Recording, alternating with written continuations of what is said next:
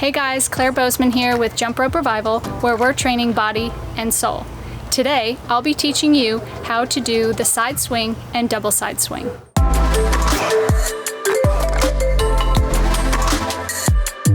So before I get you looking like a really cool jumper doing the side swing, I want to start with a devotion. Today's devotion comes from Revelations chapter 3, verse 20. Look, I stand at the door and knock. If you hear my voice and open the door, I will come in and we will share a meal together as friends. Today we are weathering many storms, internally, externally, individually, and collectively. Things are being stirred up and even stripped away from us, which causes us to be negative, anxious, and desperate. So where do we search for truth, direction, and comfort? There's only one place, a place that has every human condition, every human emotion, and every aspect of our lives. It even has truths, hopes, and promises. Guys, that place is the Bible. God's word is without a doubt the only source that can outlast any storm. Look, God is at your door and He's knocking. He's ready to receive you, to instruct you, and to guide you. All you have to do is open the door. His truths and His promises will be what you're longing for. Now go grab your rope and let's learn the side swing. Today, I'll be using the money rope, which I'll have linked up down below. Now it's always good to have your regular bounce down and your form down, because that's the foundation of most tricks. So the first thing I'm going to start with is the purpose of the side swing. Now besides looking really cool, it adds intensity, speed, and athleticism to your workout. It's also great as a transition move between skills, and it's also a good recovery move so you don't have to stop what you're doing. Now there are two versions. One is the basic side swing and one is the double side swing. Let's start with the basic side swing. So let's begin with your hands and your wrists. Now your hands need to be on top of one another and close together with your dominant hand on top. For me, that's my right hand. Now basically from here, all you'll be doing is going from side to side. Now the side that you usually start in will be your dominant side. Again, for me, that is my right side. So you'll want to point your hands and the rope to the side of the body that you're going on and have your hands and your rope straight out from that side of your body. So to get from one side of the body to the other side of the body, it involves a nice gentle twist of the wrists. The dominant hand will twist over the non-dominant hand to go to the other side and then rotate back. Now you'll want to maintain this hand positioning throughout the entire side swipes. Once you start alternating which hand is on top or bottom throughout the side swings, that's going to mess up your speed and your control of the rope.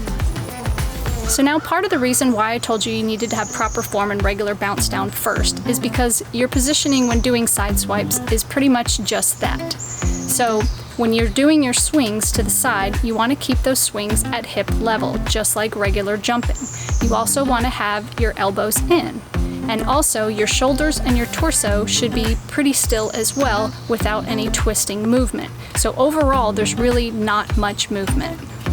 Some people make the mistake of doing too much movement where they take their shoulders and their elbows and they're throwing them around, and that just makes you not look as smooth and also makes you lose control of the rope. So let's first practice these side swings without jumping first to get down the timing and the rhythm and the movement. So once you have a good feel for that, in order to open up to start jumping the rope, what you need to do is do your side swing, and when you're on the non-dominant side, take your dominant hand and go up and over across your body, whipping it back to the other side to be able to jump the rope. So now let's practice that with a single jump. So side swing, jump, side swing, jump. So let's talk about footwork.